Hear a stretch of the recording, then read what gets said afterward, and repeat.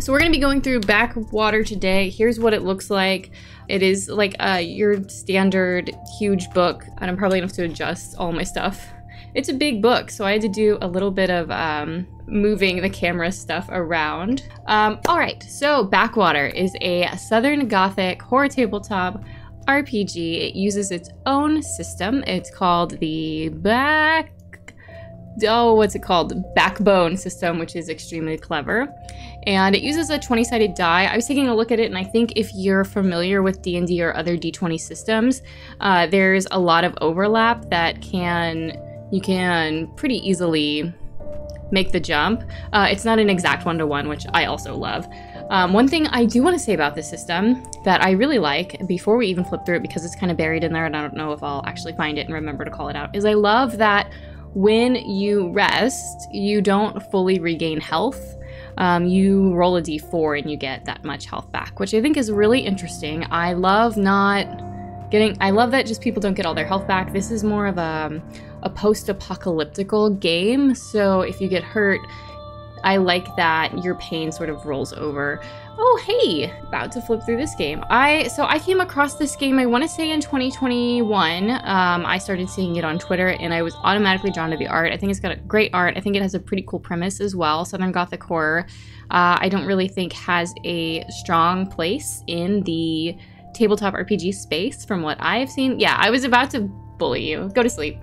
Good night. Thanks for popping by. Thank you for the Prime sub. Appreciate it. So let me read the blurb for this. Backwater is a tabletop role-playing game in the genre of Southern Gothic horror. The Southern Gothic horror genre explores social issues relating to fear, poverty, religion, alienation through its Southern US setting. Prominent among the genre's themes is a conscious criticism of superficial values and regional or familial history depicted through the region's decaying structures and aristocratic families. It contains the supernatural, though the true horrors are often humans themselves. Love that. Backwater is set in a post-apocalyptic future with a tenuous social order, and it reimagines the genre as a reflection on issues in not only American history, but our present world. So, I'm also going to read the introduction, which is inside of here, I believe, but I'll go ahead and read it. This was on the original Kickstarter. This project was Kickstarted, and this was on the original Kickstarter page, I believe. So long after the end descended upon the old world, humanity started to rebuild itself, albeit wretched and forlorn. Survivors salvaged what they could of government in the form of the American lands. They rebuilt roads, though in fewer numbers and in inferior quality, and they reclaimed the skeletons of buildings. Nowhere does humankind rebuild so desperately as in the humid swamps of the Backwater, where humanity battles itself and the natural elements to survive. You are a warden here, a roaming peacekeeper in the American lands, protecting order at civilization's southern reach. You travel the old world's crumbling roadways among mosquitoes and snakes.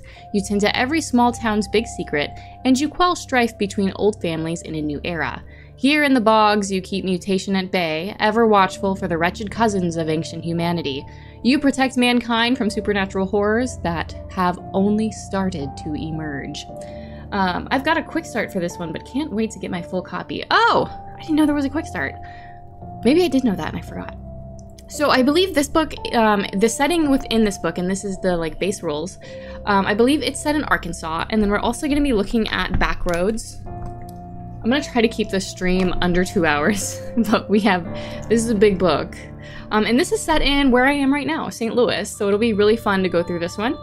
And then the upcoming they have expansions, and that's the Kickstarter link that I was passing around.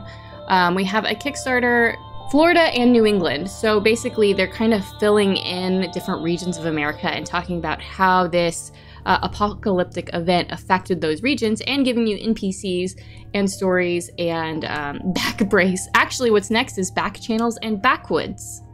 So, yeah. So I think it's really cool how they're filling in the regions.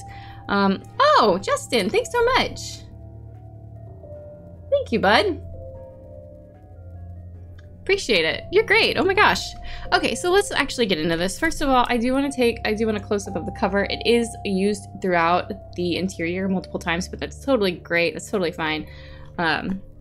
And then here's what the back looks like. I do believe the other book I have is a proof edition. There's some errors, so just keep that in mind that if you order it, it probably won't look like that. Okay, so let's start digging in. It's a big book. So we have this great QR code, and this takes you to a character sheet and tokens for virtual tabletop games. The character sheet is also in here, but I do think that having the tokens available to scan is pretty cool. I'm gonna move you. It's so big. I am too very intrigued, but yeah, don't they sound interesting? I'm really excited to take a closer look at the St. Louis one. I took a brief look at it before I started streaming, and I was reading through it. Obviously, I didn't finish because it's big boy, but it's very exciting. So here's the table of contents. As you all know, I love taking in the table of contents. I think it really helps me get a sense of what a game is about, especially by looking at how it is structured. So in this section, we have 5 chapters for this book, and it's broken down into several sections. So it starts with character creation. Immediately dives into character creation, and there's some really cool things happening in character creation that I can't wait to show you. Then we have Sidrius Plug's Guide to Backwater. So I assume that's a little bit of, oh, it looks like we have some New Orleans information, some monsters, the American lands. So that's where we're getting some setting and some lore and probably some NPCs. And then chapter 3 is where we have the Backbone game system. So that's where we find out the terminology, what the D20 roles are and how those work. And then pretty much rules for everything else that you might need. So if you need healing, if you have the plague, how to solve that. There was one other thing. Anyway, we'll take a look, but there's like little snippets of rules for everything in that section. And they're pretty simple and easy to take in. Chapter 4, we have Mr. Scratch's Secrets of Backwater. And this is where we learn some more setting stuff. We've got themes of government, territories and cities, locations in New Orleans, Backwater characters, story hooks, and item quests. So I think the reason that we have chapter 3 and chapter 4 and then chapter 5, which is non-player characters, here is because the first 2 chapters I bet are for characters. Sorry, are for player characters. So you can tell them, yeah, read chapters 1 and 2 or take a look at chapters 1 and 2, or if you have the PDF, just like print that section out and email it or whatever. And that's where people can get a sense of the setting they're about to be in. But the rest is for the GM, and I think that's a great way of organizing it, so you're not having to say, oh, cool, so I nailed it. I think that's a great way of organizing it so that you can just make it easier to share with your players. And everything's in one book. So I know looking at this, it's like, oh my gosh, this is a lot to read. It's really not, because a lot of it, we have 50 pages of character creation, and a lot of that is just customization stuff that you don't necessarily need to read and know all of. And then the rules, they can look kind of long, but a lot of that is stuff you might reference on the go. I don't think you need to know it to actually like get in the game and play.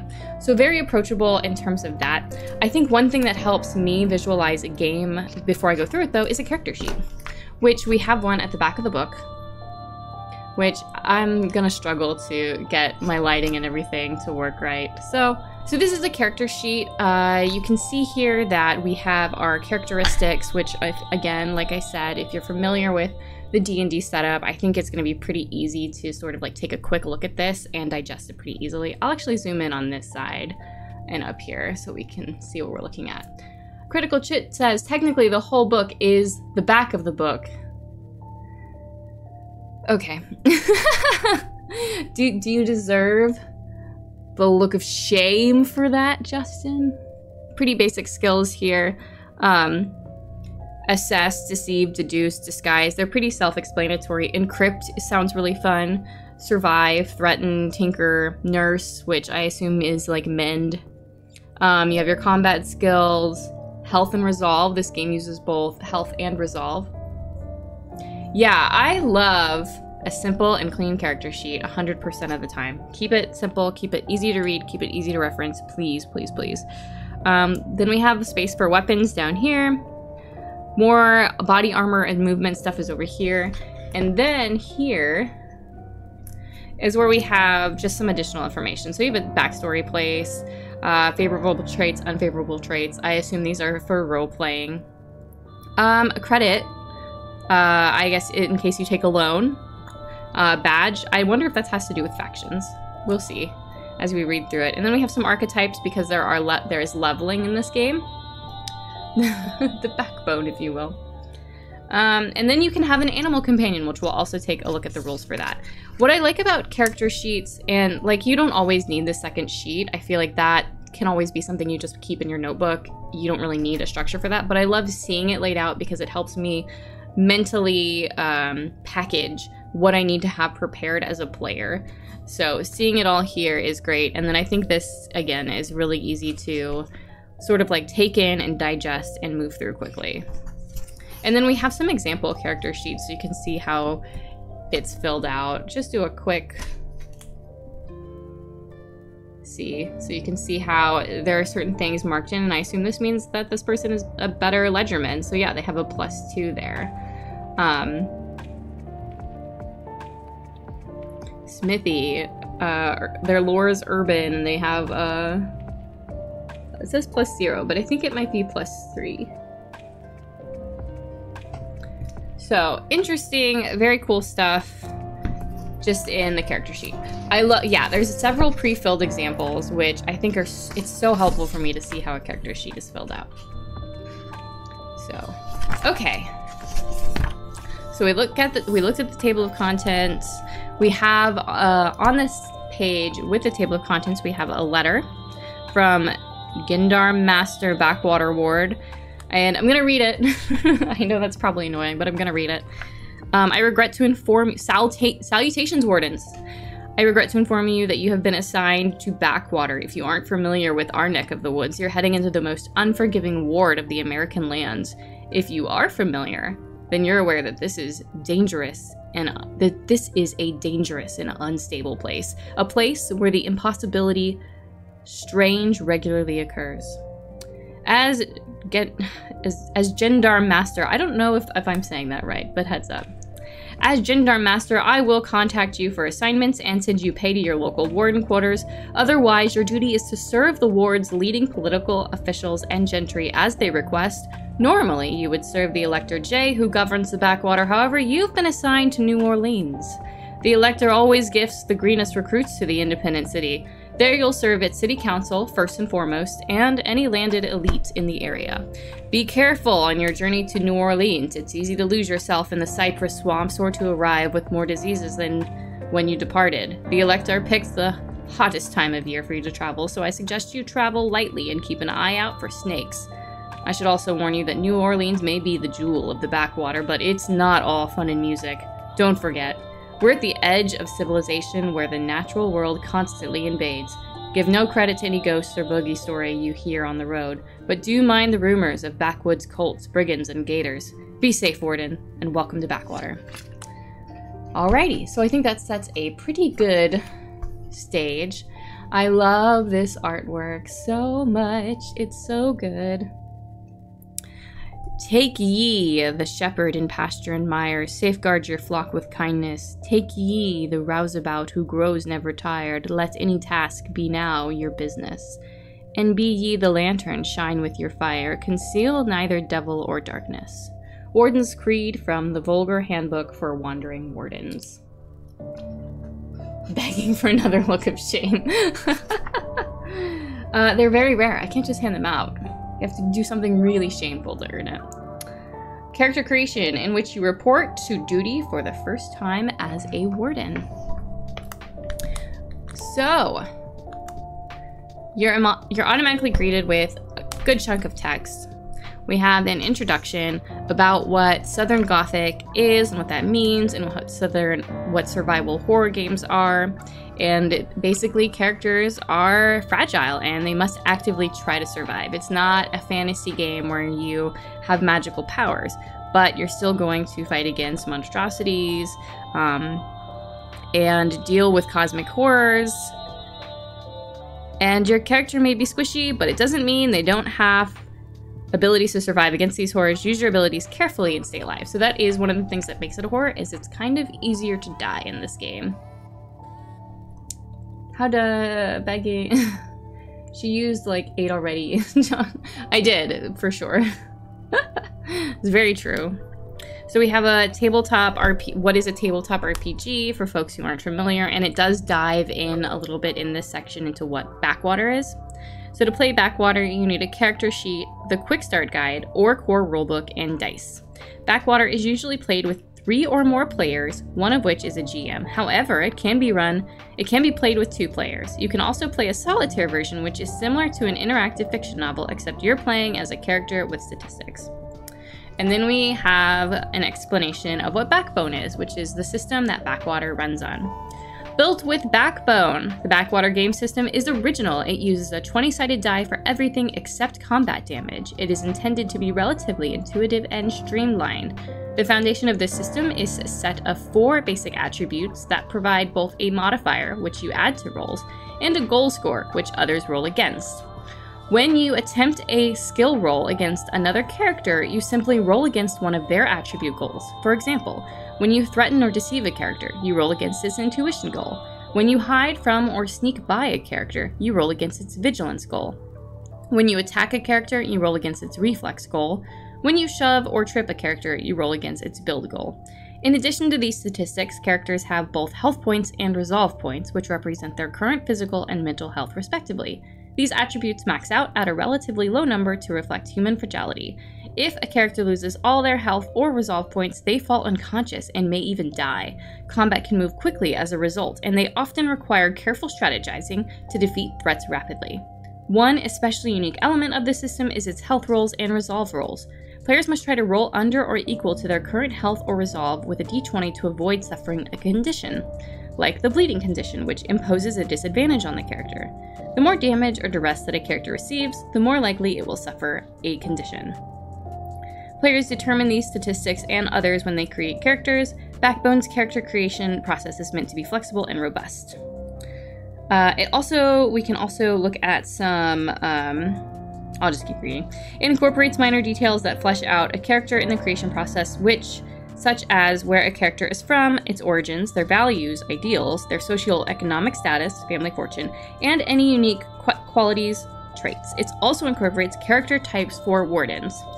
Savants, the brains and faces, seekers, the explorers and thieves, seers, the psychics and magic users, and slayers, the ranged or melee fighters. So it's a pretty good breakdown of what you need. So we're still in the character creation section, and this is where the characters are getting a little bit of lore drop. JK. We have some more sections, and this contains a little bit of lore, a little bit of how they're tackling racism and the background of the world and outsider names and the supernatural. So I think that it's great. This can serve as a great session 0 conversation. Like literally to just go through each of these and be like, here's what we're doing for this, and here's what we're doing for this, and here's what— I don't think I can do a New Orleans accent. I cannot. I cannot do a New Orleans accent.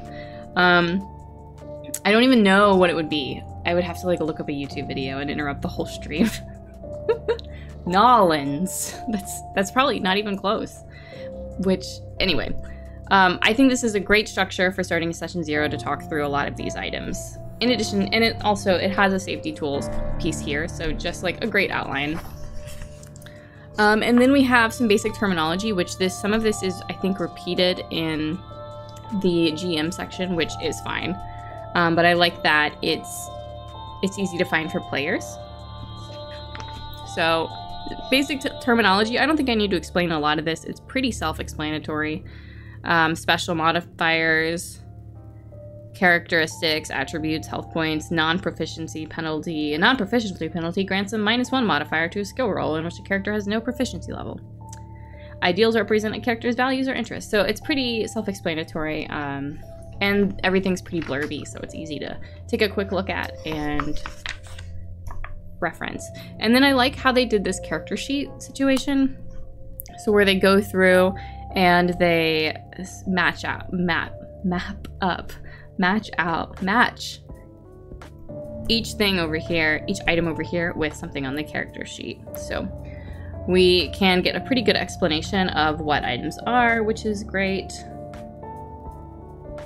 Adrenaline points. So D5 down here. Adrenaline points. Characters begin with 0 adrenaline points. Players may use these points to enhance their characters' rolls or to bring them back from unconsciousness. They gain adrenaline points through excellent role-playing or impressive feats.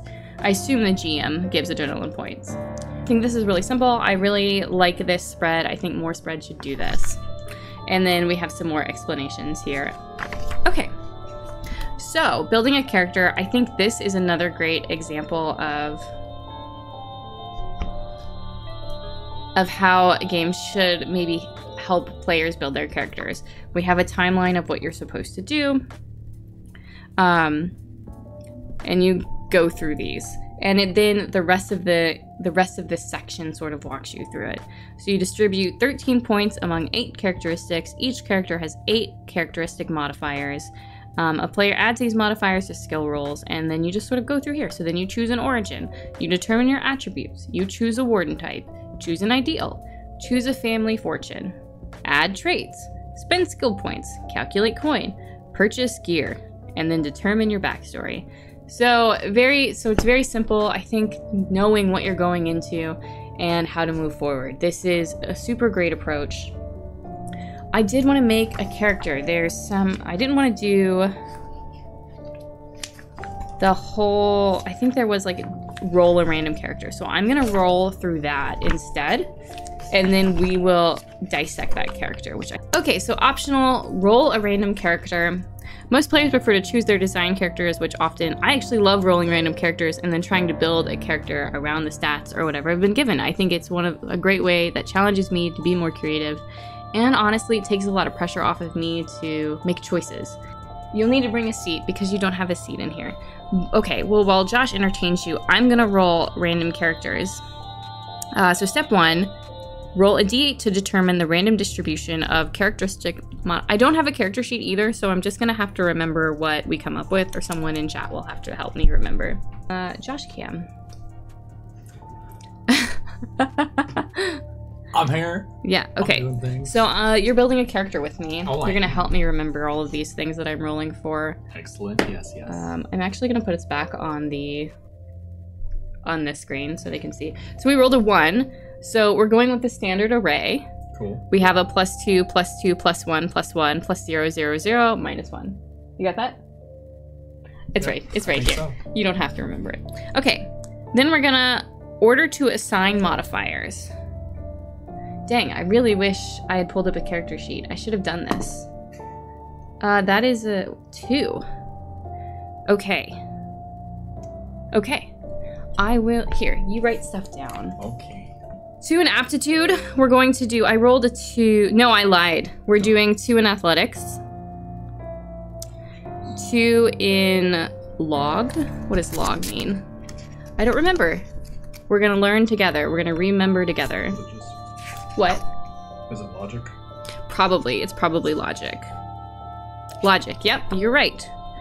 We are going to put a 1 in stamina. Yeah, a 1 in stamina.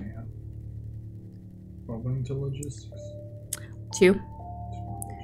And we're putting a 1 in willpower. We're putting a 0 in aptitude. We're putting a 0 in charisma. Oof. Yeah. We're putting a 0 in size. And we're putting totally average. We're putting a -1 in wisdom. What? Little dummy. Hey, thanks, Justin. Step 2. Choose an origin. Roll 1d8 to determine a random character origin. Do you want to roll this one? Sure. 5. We are the Heartlands Ward, which we are. We're in the Heartlands right now. So let's take a look at the Heartlands.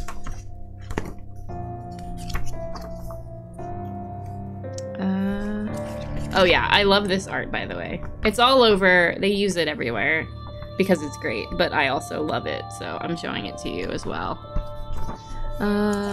Where is the... Oh, it's way back here. This is one of the earlier sections. We're the Heartlands. The Heartland Ward is a region in the northeastern American lands. It harbors the capital of the Oh, I guess we're not in the Heartland. You know, it's debatable where the Heartland is, you know, the Midwest Heartland. You know, the middlest part of the heart. I mean, I thought we were called Heartland News back where I live. Yeah, we use Heartland News. Like, if you Google Heartland News, you'll find that, like, it's here. Liverland. Gross Kaya. Okay. The Heartlands Ward is a region in the northeastern American lands. It harbors the capital of the American lands as well as a religious cult among the elite which incorporates America's founding fathers and Christianity. Along with Tidewater, the Heartlands is the richest ward. Vulgar dialect, New England. Stat increase, +1 to... Are you ready? Aptitude. Logic. Size. Stamina. Oh, that helps you out. Yeah. Okay. Alright, and then for my family fortune, do I want to go merchant class or highborn? I feel like I want to go highborn because I'm kind of dumb. Yeah. Well, I mean, you got some logistics, but no wisdom. Yeah. So, yeah. I'm like a great businessman. Like, just talking, but not giving any actual advice. Like, I'm like a TikTok advice giver. I'm great at giving really surface level things that make you... Wait, my charisma's also like 0, isn't it? Yeah. What am I good at? You're athletic. I'm a jock, okay? I'm a jock. It is an or. It is an or. So it's merchant class or highborn. Maybe I am merchant class. Maybe I like help haul stuff. I probably help haul stuff. I know where this stuff goes. In the store. It's probably closer. Okay, so next, proceed to determine attributes. For determining attributes randomly, you may increase your maximum HP and maximum resolve points by 1. Roll 1d8 to randomly determine your luck value. Alright. You may increase... Okay, so let's do our luck value. I have an even luck value. And then, I don't know... To account for this edge, players who prefer to roll a random character receive some compensation in the form of additional HP, resolve, skill points, and coins, so long as they follow the instructions below. Okay. So I guess I get an additional HP and res, so that's cool. Step 4, choose a warden archetype. We're rolling a d4 to... Oh, hi, Mercury. So I shouldn't be getting my business advice from TikTok. You know, it's a great place to start. That question was about the stat increases.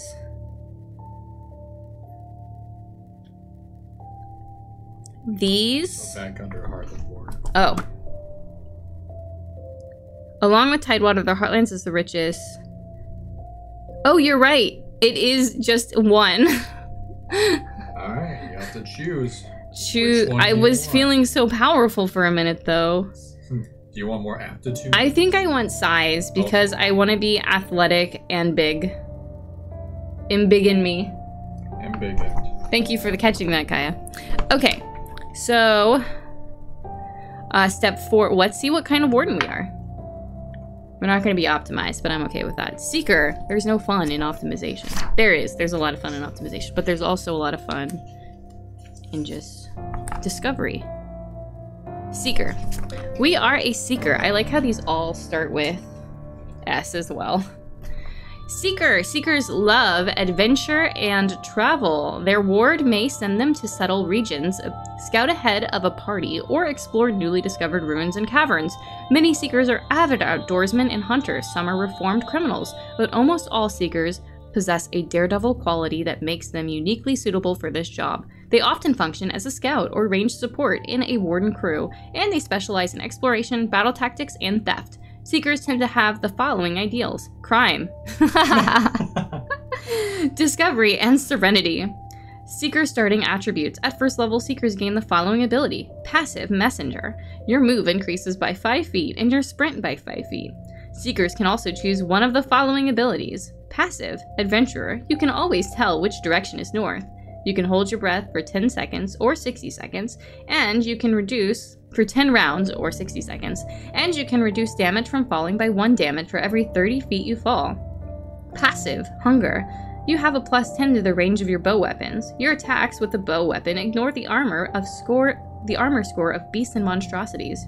Passive, Watchful. You have a best of 2 modifier on Vidge rolls against determining turn order. I really like Adventurer. You can always tell which direction is north. You can hold your breath for 10 rounds or 60 seconds, and you can reduce damage from falling by 1 for every 30 feet you fall. I just really like that.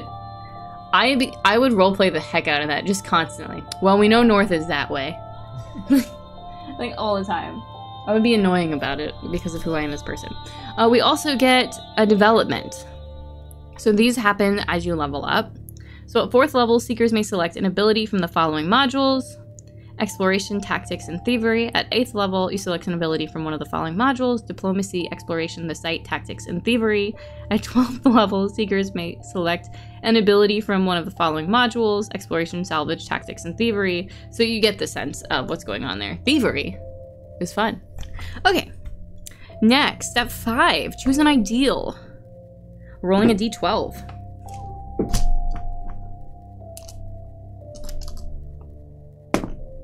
We got a 2. Compassion. We're very compassionate merchant. I'm a boy. I don't know. I'm a man. I'm a dice merchant man. It's a dice man. A seeker man. Yeah, I'm probably a Robin Hood type. For sure. You know, merchant, boy by day, passionate, crime, Robin from the rich, given to the needy at night. Yeah. For a more balanced character, you may randomly determine ideals based on their character archetypes. Locate your archetype below and then roll 1d4 for randomly determining ideals. In this way, you gain... Oh, I already determined my ideal above. Okay. And I'm fine with compassion. Step 6. Choose a family fortune. Proceed to 106, choose family fortune, and 10, add traits, at which point a character's fortune and traits modify their skill point totals. Roll 1d8 to determine whether your character has any additional traits. If they do, determine those traits by rolling 1d20 for each trait. If 2 traits have the opposite effect, such as bulky and weak, you do not need to add them to your character sheet. Okay. So proceed to 106, choose your fortune. Okay. Let's go back. Next, here we go. Choose your fortune and 107, add traits. So choosing our fortune, a character's family fortune denotes the economic status that they were born into. Wardens come from all walks of life. Some wardens come from highborn families in the gentry or upper class, but sought their path as a peace officer to escape the spotlight. They may even hide their background for fear that the fellow wardens won't accept them. Other wardens come from low-born households, growing up in the streets or in disadvantaged settings.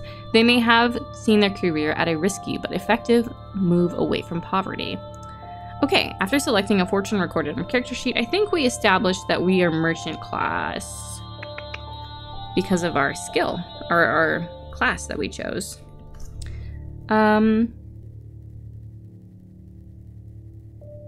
Let's go with Tidewater origin. No, we're the Heartlands Ward origin. So we already established that. So adjustments for merchant class, here we go. We have -1 skill point and +1 credit. Okay, so which one should I minus? Well,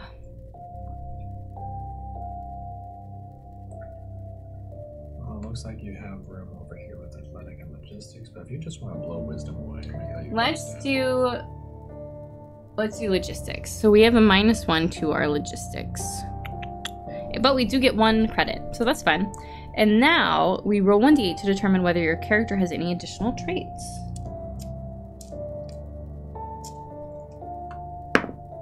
I can't read this. 4. Add 4 traits. Okay, now I roll a d20, I think 4 times. If they do, determine those traits by rolling a d20. Okay. So I'm looking at this list right here. Oops, it's minus when you it's minus when I calculate skill points later. So it's not my attribute. Oh, it's just one rolls. Yes. It's for later. Okay. That is a 4. So our first one is we're flat-footed. We're expert. We have an expert trait. We're weak-framed. And ambidextrous. Those are fun. Subtract 1 skill point for every trait you roll between 11 and 20. Add 1 skill point for every trait you roll between 1 and 10. So I don't know how the skill points work quite yet. I didn't read that section, but I could go back and do that later, I'm sure. I don't want to get lost in all of the numbers. I'm sure it's intuitive and makes sense. Because that would be... Yeah, because here's where all of that stuff is kind of explained. Okay. Step 7, proceed to... Oh, hello. Hello, everyone. You'll use those to pick skills. Okay. Okay. Proceed to spend skill points. To spend skill points randomly, you may roll 1d6 to determine the type of skill to choose from. For this skill type... I see. So how many times do I roll? Roll the designated dice to randomly determine the skill in which you must purchase 1 proficiency level. After determining a skill, expand the appropriate amount of skill points to purchase a proficiency level. If you have 1 skill point remaining, you can assign it to any of your skills.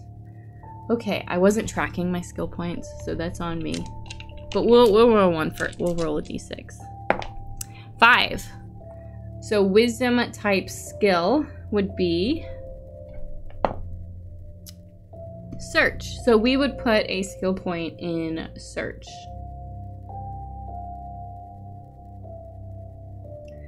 Identify whether it is a familiar or unfamiliar skill to determine its cost.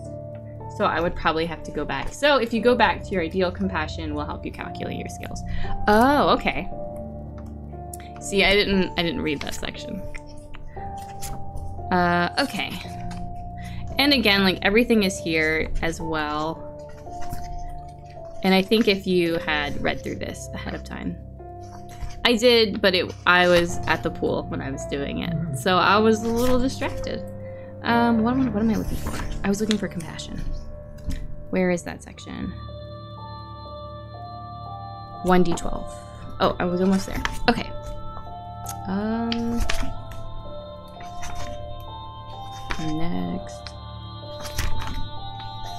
112, where are you?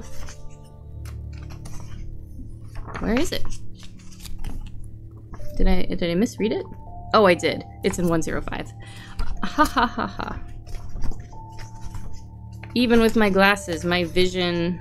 There we go. Okay, so compassion. You have always put the needs of others before your own. You earn friends in even the unlikeliest places. You'll likely end up in a martyr's grave. Credit, 10 plus charisma. Okay. Skill points, 12 plus logistics or logic plus wisdom. Free skills, craft, compound, lore, nature, familiar skills. Ah, first aid, language, deceit, speech. So search would be an unfamiliar skill. Okay, I totally get it. All right, so yeah, I have quite a few skill points. That's cool. I think that's the end. No, we still have a lot of... I'm not going to go through and do all the skill points because that would take a while. But I do like how you can distribute those randomly. I think that's really cool. Step 8, proceed to calculate coin and purchase gear. Remember that your family fortune adjusts your credit. So after calculating coinage, so now you would go through the gear. We'll take a quick look at the gear because I think it's kind of fun, all the gear they have. And I like that it's not just huge tables. I think that's something that I find overwhelming when I look at like D&D, for example. Let's see. Where is the gear? 110, yeah. I think I'm in that section. No, I'm a little too far. There we go. So this is it. And I think that's so much more approachable than a huge list. And each expansion adds more stuff, right? So you can obviously continue growing it, which is great. You've got your basic items down here, which includes your bedroll, your fishing gear, your rope, your tinderbox. We've got some books, light sources, bear trap, oil canister, kite. I think these items help build out the world as well. We have some skill-based items like a disguise kit, a locksmith's kit, weapons, blitz attack. As a blitz action, you can attack with this weapon. Apply a worst of 2 modifier to simulate a hurried aim. Oh, cool. Characters equipped and use weapons to inflict damage upon a target. Each weapon denotes its size, type, and cost. Below are the common special properties. So these are properties for weapons. And then we have ranged weapons like blowgun, crossbow, shepherd's sling, firearms, ball club, some melee items like a whip, a splitting axe. So, and then we have accessories, attachments, ammunition, cosmetic items, and animal companions. We didn't even talk about animal companions yet. Roll for frog.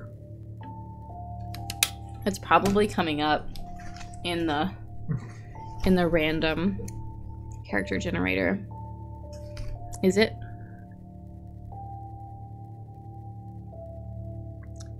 I don't see it. It's probably in this section. Okay, so animal companions, it's lonely life on the road. They may not find it hard. It's a lonely life for a warden on the road. They may find it hard to trust anyone besides themselves. So you can get a horse or a mule, or you can get sidekicks like a hawk, messenger pigeon, a mutt, a raven, a wolfhound. All of these cost money. And then there's mutations, and there's a mutation table that comes with cellular regeneration. Oh, that's cool. Extra head, extra limbs. I just love pet companions. So then the character creation continues the rest of these pages. So we've got motivation that we establish. I'm gonna go, do I roll for these? I guess so. I guess it was D6. 6, let's choose a motivation or reroll. I'm rerolling. 5, philanthropy. So I'm motivated by doing good, which it's so funny because it uses Robin Hood as an example. And this person rolled philanthropy. So I'm doing the Robin Hood as we establish. Very nice. Personality. All right, 1d6. 5, serious. No jokes here. Look of shame always. Physical feature. A scar. Oh yeah, of course, that makes sense. Physical feature, memory. A death. Maybe I got the scar through some sort of dramatic death. Did I kill? Do you think I killed? No. I saw. Robin Hood saw. We saw. 6, locations. I'll reroll. 5, a remote forest. One of the following locations is important to your backstory. A remote forest. That's probably where I saw the death. Very Robin Hood. Location, sentiment. Oh, wait. This will tell us why. Where a good memory took place. Okay. Did I kill? Yeah, I think you did kill that. No. This is where a good memory took place. So what happened in the forest? And why is it a good memory? Maybe I just made friends with pigeons there. I knew that was going to be your... I really like pigeons. Kaya hates pigeons, but I love them. That's strong. I don't know if Kaya hates pigeons, but I know she hates the ones that roost near her house. Oh, God, you scared me. Oh, sorry. I didn't mean to. I just said loathe. The sound reverberated in a weird way. Oh my gosh, I actually jumped. Oh. Okay, well, that's a 1 on person. One of the following people are important to your backstory. I'm gonna go with a parent. I think a parent is jailed. Friggin' pigeons. Yeah, let's see. That's where one of the one places Kai and I will always disagree is pigeons. Parents. Maybe my parent died? Maybe I saw my parent die. I think that's what happened. They were with me when we discovered the pigeons. I rolled a 6 again for relationship. Rolling 6 is like crazy. 3, unstable. You have the following relationship with the person indicated above. Unstable. Well, I said they were dead. So I guess I'll back that up. Whoa, whiplash. So they're not dead. I'm gonna say they're jailed. I'm gonna go with my first. Maybe we saw them kill someone. Oh yeah. And they're in jail for like, or prison, or whatever the form of entrapment is. They're merely dead to you. Which included a messenger pigeon. See, because they're great. So it's unstable. I probably still love this person in a complicated way, and they show no remorse, and I just want them to show remorse. And then we have an item. I rolled a 6 again. 5. A non-weapon item or accessory. I like that there's a compass here. I don't need it though, because I know where north is. I just know. I don't need a compass. You gotta use it to prove it to other people, because they're like, oh yeah, wise guy, is it really north? No. So an item. A non-weapon or accessory. Like an earring. Cool feather. I like a cool feather. Because I'm Robin Hood. It's gotta go in your cap. It's gotta go in my cap. Items provenance. Or how did I get it? Provenance. I don't know that word because I'm dumb. Accidental discovery. I just found this feather, which is totally great. I love that. Passion. What am I passionate about? 1. You care deeply about the person, object, or location indicated above. Yes, that feather. Yeah, if this feather disappears, I'm gonna be messed up. I'm gonna be messed up. All right, and then buried secrets. 1. Something horrible happened at or with the location, person, or item. I think it's the person. Maybe I helped them do the murder. I helped Dad do the murder. And now I regret it, and I carry the burden and the regret and guilt of that. Yeah, and that's it. We've made our Robin Hood character. I'm naming him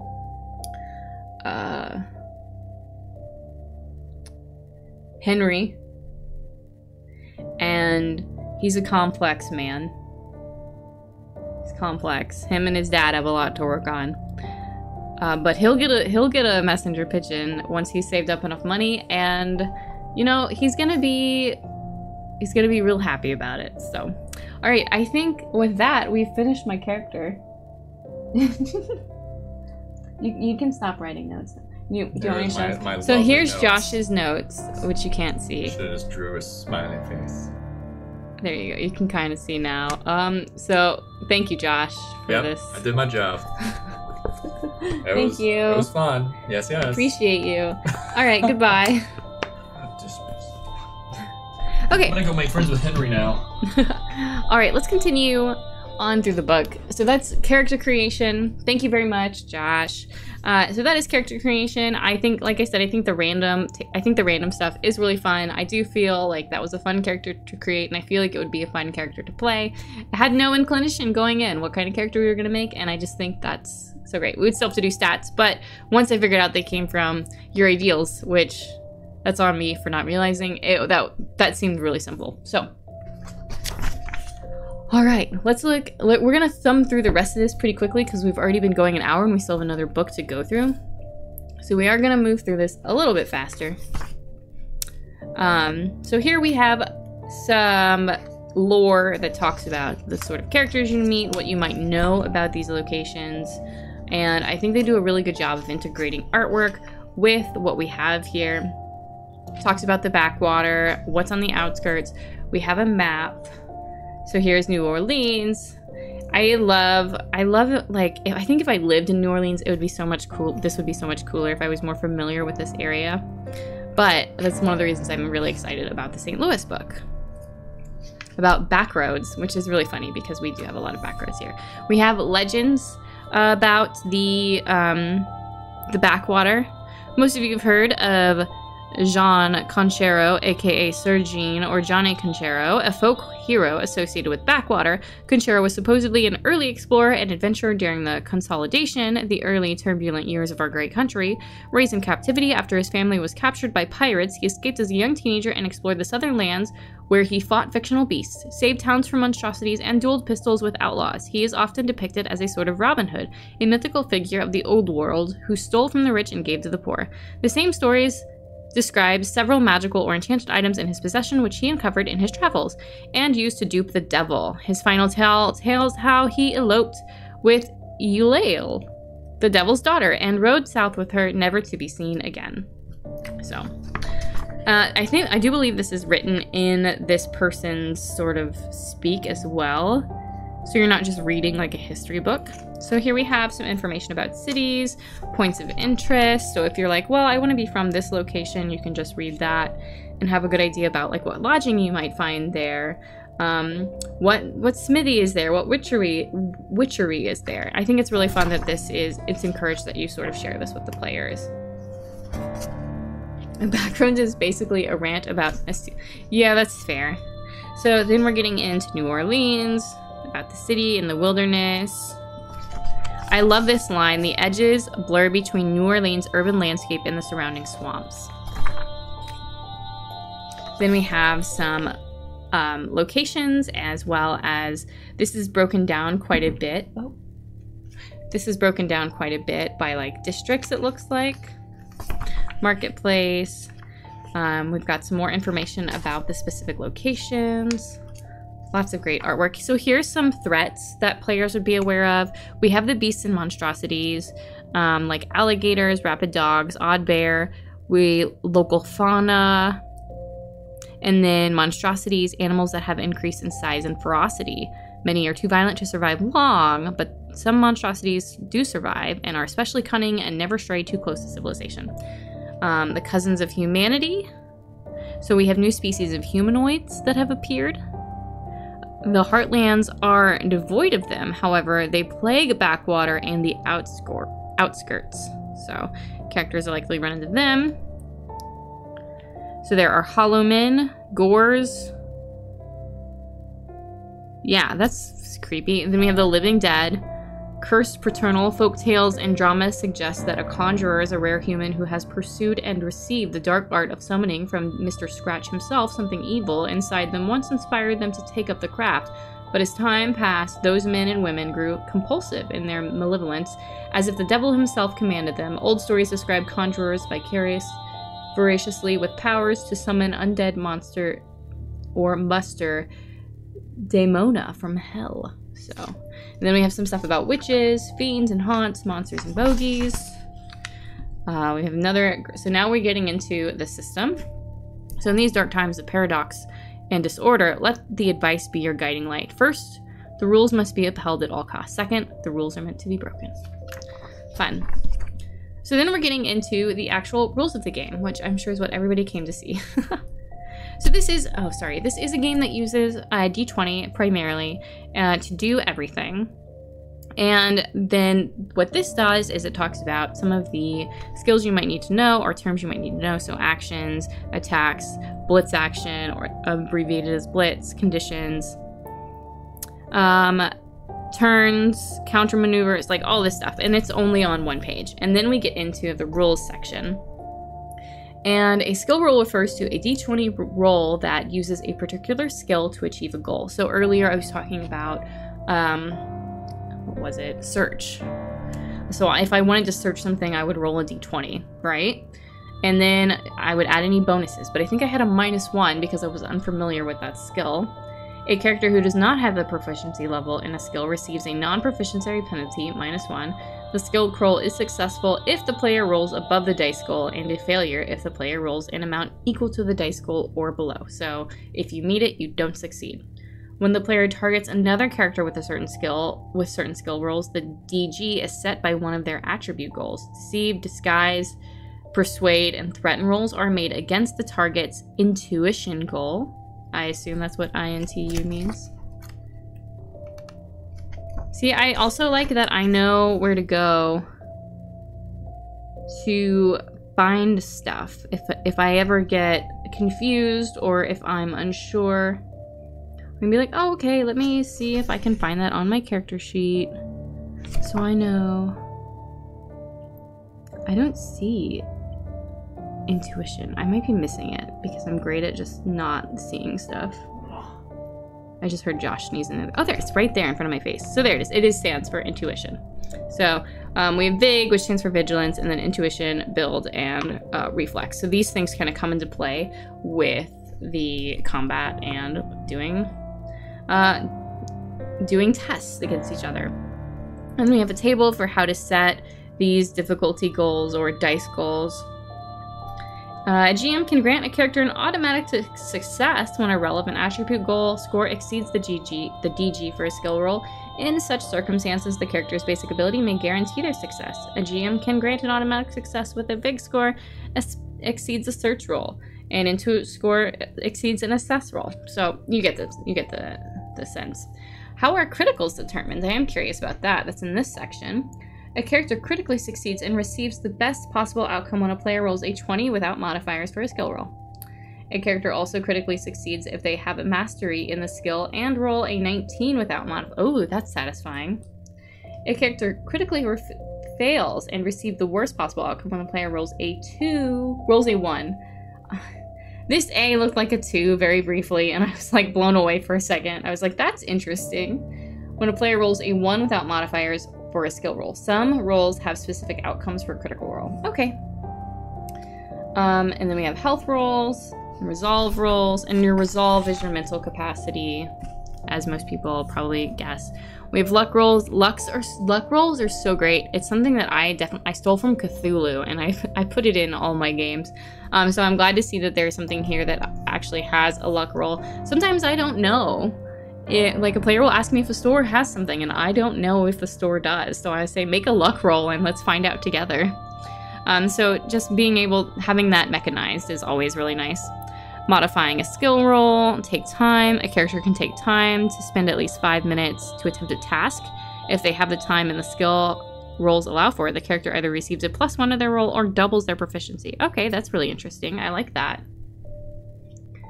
Luck is the best. I totally agree. Then we have adrenaline points that players can expend. A GM can give a character adrenaline points for accomplishing remarkable tasks or role-playing excellently. I love that. I always love mechanics that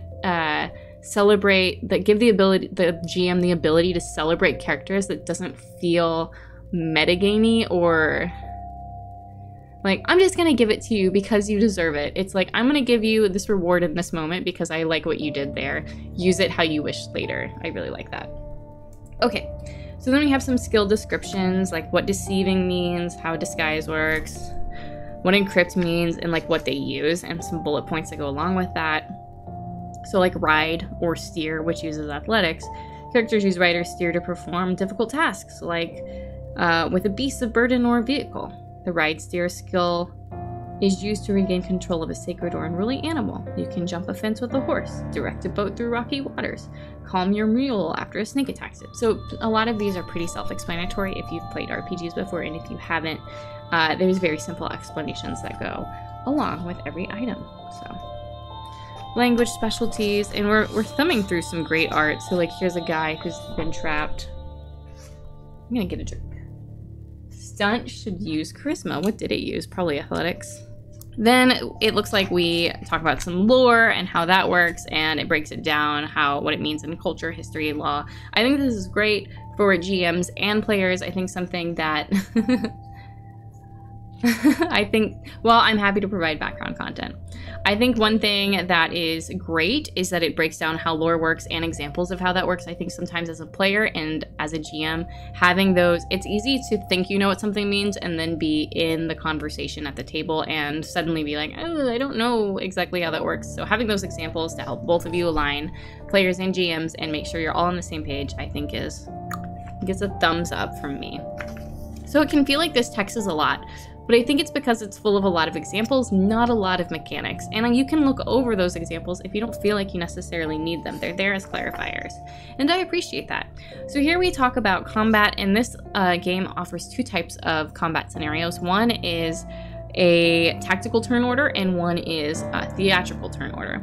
So in tactical, and I just kind of glanced through this, so interesting about the tactical turn order is that you roll your Vig or your Vigilance to decide who goes first, and then you make your moves. It has 2 phases. The first phase is you make your moves, and then the second phase is you make your actions, and I think that is really interesting. It really, there's just something about that scratches my brain in a great way. I don't know how much I would like it in a roleplay situation if I'm trying to do a really roleplay heavy game, but from like a tactical like planning game, I love the idea of everybody moving their pieces, including the enemies, and then we attack afterwards, after everyone's moved to where they're gonna go. I just think that's really fun. And then theatrical turn order, it's more loose, it's less structured. So it's a hybrid of turn phase. Characters can move and either take 1 action and 1 blitz action or 2 blitz actions, and they also can speak and take as many free moves and free actions as reasonably fit into 5 seconds. So it's a lot less structured, and pardon me, I love that there is that option to have that discussion with your players. Which would you like? Would you like a more tactical, focused combat, or would you like more theatrical, more fun, more cinematic maybe? I said more fun. That's not fair, but you know what I mean. Oh, hey, Scald. Thanks so much for popping in.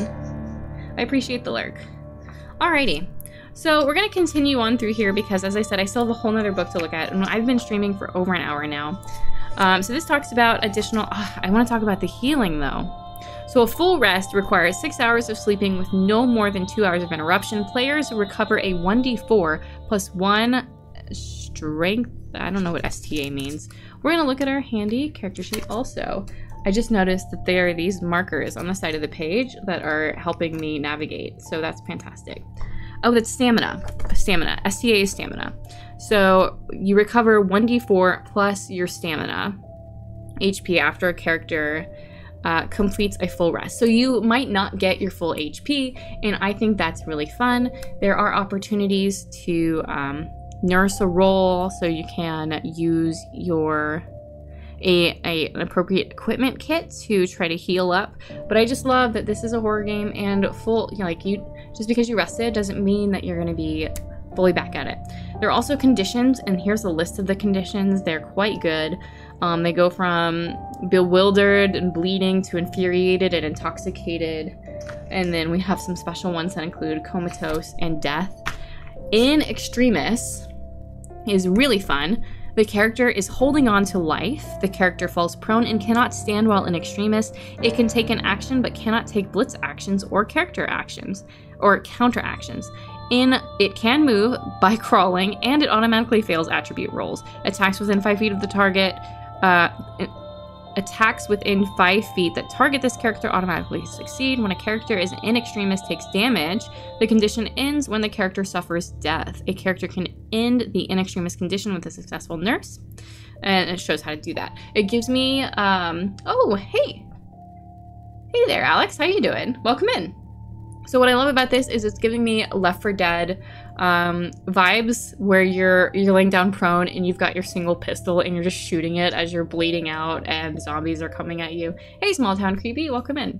So I really love this. It's something I've always wanted in the tabletop space. I just think it's going down isn't fun, but having that like last, you know, as you're bleeding out, you're able to do not a lot, but maybe something is fun. I think that's more fun than just going to sleep. And it makes more sense when people heal you, that you're still awake. You didn't actually go to sleep.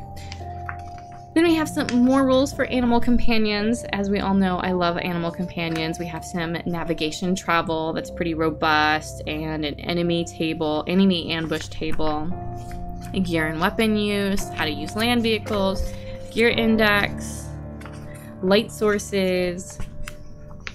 And like I said, I don't think this is stuff, more weapon stuff, I don't think this is stuff you need to have memorized or even need to completely read to play the game. I think you can get started, and then as you play, continue to explore these items. So here it talks about witchery and what that means, and witching elements, and how to roleplay a witchery. And this is Mr. Scratch. Is this hell? Sure. Backwater. I just love this spread. Sure, Backwater is hell. Wherever I go is hell. Although a most respectable gentleman, I too am hell. And in our deepest depths, and a deeper depth, threatening to devour us all. It opens wide, and what beckons from within makes hell seem a heaven. Mr. Scratch. Mr. Scratch. You can't romance Mr. Scratch. I love when games play with what's going down on the final count stuff. Yes, it feels so good as a player. So here's where we get straight into the GM stuff. How to run it, what caused the end, adventure hooks, some local travel. We've got some more territories. So lots of stuff here for the GM. I mean, you probably can, but it feels like you shouldn't. Maybe you can romance one of Mr. Scratch's subordinates. But lots of content here to give GMs ideas that work in the setting. We have some factions that are in New Orleans. And again, we have this district map to help you map out what goes on where, what's at the theater. We have Backwater characters, which who doesn't love characters? We have their appearance, their reputation, motivations, weaknesses, buried secrets. So important for NPCs to have buried secrets. Let's read one. The elector regretted his confident assertion that New Orleans would return to the Backwater at the end of his term until a mysterious stranger came to him one day and offered a solution. Since then, the elector put several plans into action. He bought out Vera Cassidy, John Fyatt, and various bands of outlaws. The Cassidys sabotage city politics, while Fyatt and outlaws obstruct city trade and economy. Meanwhile, he pays several New Orleans wardens to undermine their city's investigations. Too bad these plans came with a price. His soul, Elector J. fears less that he will be damned than by the LP will learn his secrets and ruin his plans out of petty. So, I love that. All of these people have these buried secrets. So that's really fun. I think buried secrets help create a robust character and help inform motivations. Then we have more story hooks and item quests. There is an adventure out for this too. I can't remember what it's called, but I took a look at it. I didn't take a look at it. I took a look at the store page. And then we have non-player characters. So this is where we have our monsters, how to assess difficulty level, how to build an NPC or a threat, and how to adjust the difficulty level. How to look at mutations and add those in, what kind of abilities you want. Non-player character index. So here's all the monsters. So very simple. There's not a lot of art here, but like a politician, you don't really need their art, but here's their stat block. And since this is a survival horror game, everything is dangerous, right? So some other monsters include a Raugourus, spirit. I just kind of thumbed through a conjurer, a ghost. This is really creepy. This is very creepy. Merchant, performer, scout. Ooh, that's kind of creepy too. Tin can model. We've got a witch, skill block. And I like how short a lot of these are too. They're not these huge things. So these are cousins of humanity. These are the horrors that sort of wander around in the wilds. Ooh, I love this guy. Hollow fighter, hollow scout, hollow alpha. Some living dead. Can't have, we gotta have some zombies, right? Skulk king. Ooh, this guy's great. This is a fiend. Etrange. And then we have a demon block. Ooh, that's pretty great. We have a haint. This is a swamp fiend.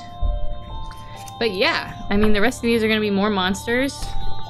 That's pretty great. This is the fauna that's bad.